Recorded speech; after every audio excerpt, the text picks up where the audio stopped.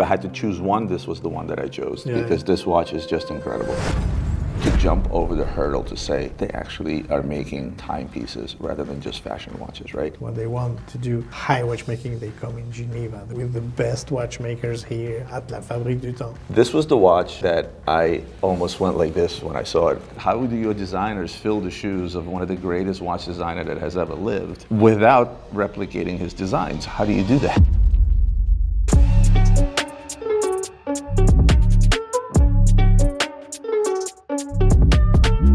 Guys, we're here at La Fabrique du Temps, LVMH, Louis Vuitton, and we're here to look at three very exciting brands. What we're going to start with is we're going to start with Daniel Roth. Tell me the process behind this watch. Is it any different than the original? What did you guys change and how did you make this different yet kept it the same? Yes, this is the new release we decided to do for the reviving of Daniel Roth. The first one is this one, the first model he launched in 1988.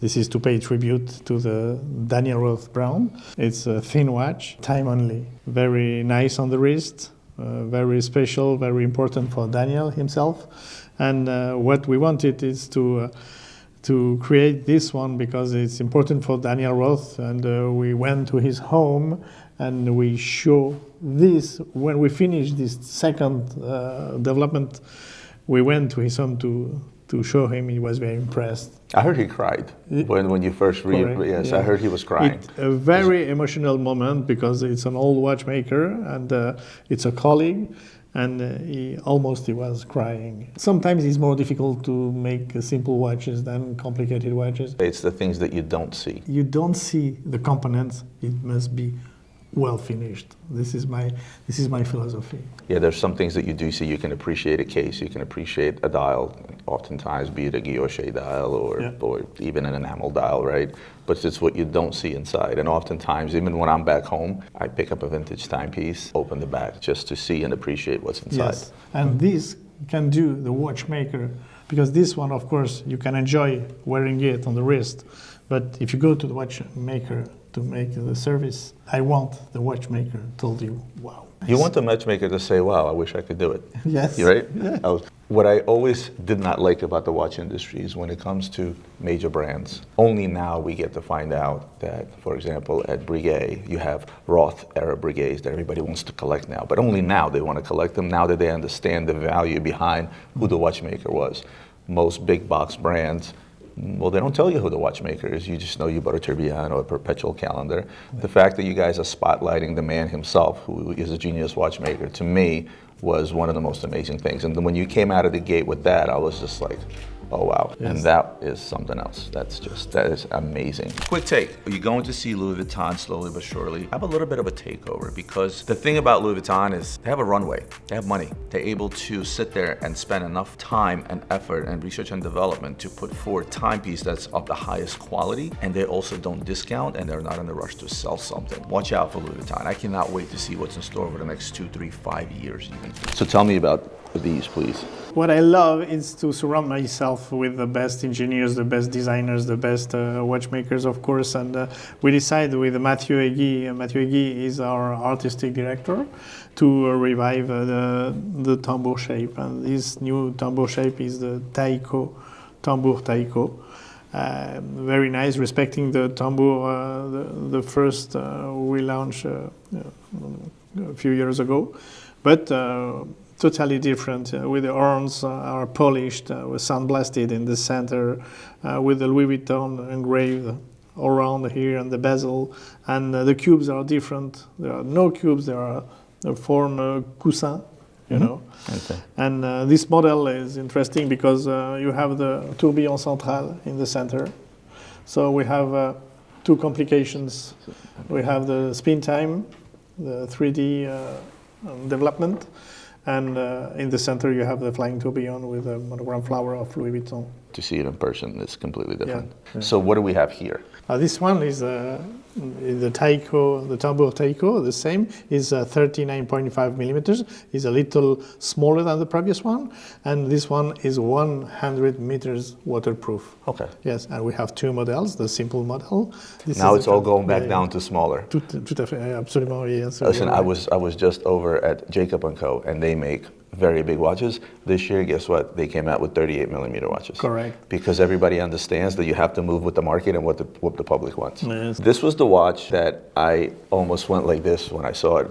Tell me about this watch, because this is the one that I was overly excited about. Yes, so you were talking about the size. This one is very nice because 37 millimeters, 7 millimeters thickness, and this is a philosophy. This is not a jumping hour. The spin time is a jumping hour. We made different jumping hours at La Fabrique du Temps, Louis Vuitton. This one, we wanted another philosophy. We wanted to make the time dragging. The time is dragging, the hours and the minutes. This is with this model inspired by La Maison Louis Vuitton in Asnières, this Art Deco.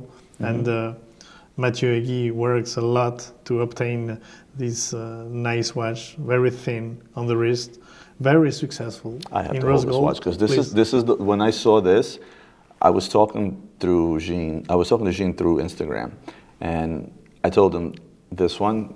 If I had to choose one, this was the one that I chose because this watch is just incredible. And this one is in rose gold, but we have the same in platinum, with a snow setting here. Instead of the brilliant place where we have a snow setting, very nice. The branding has become a lot more subtle. The LV logo, a lot more subtle, very quiet, no more. That's the LV idea everywhere. of Jean Arnaud, because of course previously we have a lot of branding on the case. We want to be more discreet, but more horologists, more watchmakers. Of course, previously we were trunk makers. After we make the ready-to-wear, haute couture, shoes. But I didn't know Louis Vuitton when I was independent at all. But now I know what they want, what they are looking for. When they want to do the best shoes, they go to Italy and they hire the best shoemakers to make shoes. When they want to do jewelry, they are in Paris. When they want to do high watchmaking, they come in Geneva, the cradle of high watchmaking, where we are, and with the best watchmakers here at La Fabrique du Temps. With this philosophy, we can offer to the clients something they cannot find elsewhere. Now we are working new models with, again, Mathieu Egui in charge, the artistic director of La Fabrique du Temps. He's in charge of the design. We are in charge of the movements. And this model is the Sea Urchin. It's a model he launched in 1994, but only for France. And we decide, because I think this model is so unique, it's incredible. But at this time, when we launched this model in 1994, the Sea Urchin, the material of the dots was the same than the case. And here we decide to machine differently.